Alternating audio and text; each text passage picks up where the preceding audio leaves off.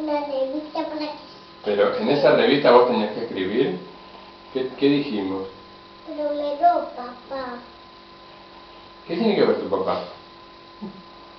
De papá se llama Felipe.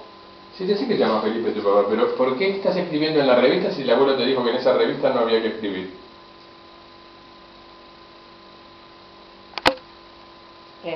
Emma, te estoy preguntando algo. ¿De quién es esa revista? Pero hay que compartir las cosas con él. Ay, ¿cómo no te entendí? Hay que compartir. Fuerte, no, decime fuerte pero no te escucho. Hay que compartir las cosas. Ah, y la revista hay que compartirla. Sí. ¿Y vos a mí qué me compartís? Una hoja. ¿Una hoja me compartís vos a mí? Sí. Ah, bueno. A ver, Compartirle algo al abuelo, dale. compartime algo, ¿eh? Ah, qué bueno. ¿Esta es mi revista? Yo te voy a dar. Compartirle la muñeca, así le hace un crucigrama.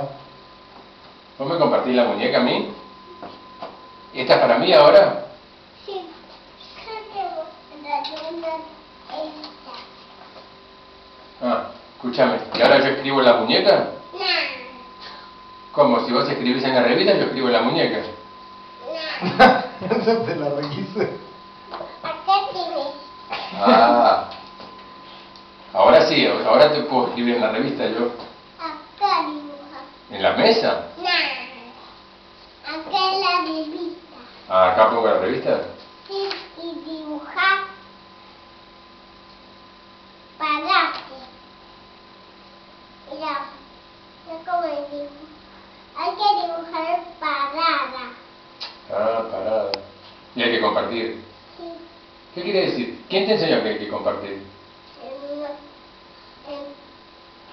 Marcos y amigos. ¿Marcos tu amigo? Sí. ¿Y vos le compartís? Sí. ¿Qué le compartís a Marcos? La revista.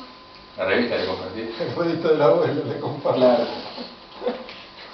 Ella es socialista, la Sí, porque yo le que soy Marcos. Si ven